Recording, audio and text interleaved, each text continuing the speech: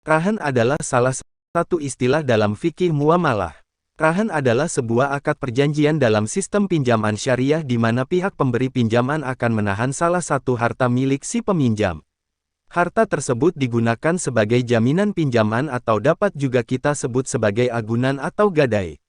Orang yang menerima pinjaman dan menggadaikan hartanya disebut sebagai rahin. Sedangkan orang yang memberi pinjaman dan menerima harta jaminan disebut murtahin.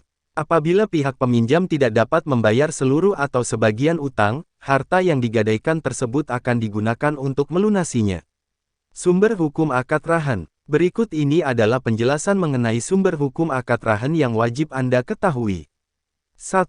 Al-Quran. Berbagai ulama fikih sepakat bahwa hukum akad rahan adalah praktik yang diperbolehkan.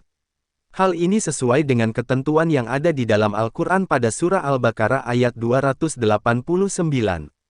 Berikut adalah terjemahannya. Jika kamu dalam perjalanan dan bermuamalah tidak secara tunai, sedang kamu tidak memperoleh seorang penulis, maka hendaklah ada barang tanggungan yang dipegang oleh yang berpiutang. Akan tetapi jika sebagian kamu mempercayai sebagian yang lain, maka hendaklah yang dipercayai itu menunaikan amanatnya, hutangnya, dan hendaklah ia bertakwa kepada Allah Rabb-nya dan janganlah kamu, para saksi, menyembunyikan persaksian. Dan siapa yang menyembunyikannya, maka sesungguhnya ia adalah orang yang berdosa hatinya dan Allah mengetahui apa yang kamu kerjakan. Al-Baqarah, 283. 2. Al-Hadith. Hadits riwayat Al-Bukhari nomor 2513 dan Muslim nomor 1603 sebagaimana dikisahkan Ummul Mukminin Aisyah radhiyallahu anha. Sesungguhnya Nabi Shallallahu alaihi wasallam membeli dari seorang Yahudi bahan makanan dengan cara hutang dan menggadaikan baju besinya, hari Al-Bukhari dan Muslim. 3. Ijma ulama. Kesepakatan para ulama mengenai akad rahan juga didasari pada tabiat manusia yang tidak bisa hidup sendiri tanpa adanya pertolongan dan bantuan saudaranya, termasuk dalam hal pinjam-meminjam. Selain itu, Fatwa Dewan Syariah Nasional nomor 25 DSN MUI angka Romawi 3/2002 pada tanggal 26 Juni tahun 2002 menyatakan bahwa pinjaman dengan menggadaikan barang sebagai jaminan hutang dalam akad rahan diperbolehkan. Sebagian besar ulama juga sepakat bahwa akad rahan disyariatkan pada saat tidak bepergian ataupun ketika sedang bepergian. Rukun akad rahan. Untuk bisa melaksanakan akad rahan, pihak pemberi dan penerima pinjaman harus memastikan bahwa transaksi mereka memenuhi rukun-rukun berikut ini. 1. Marhun, harus ada barang yang digadaikan atau dijadikan sebagai jaminan.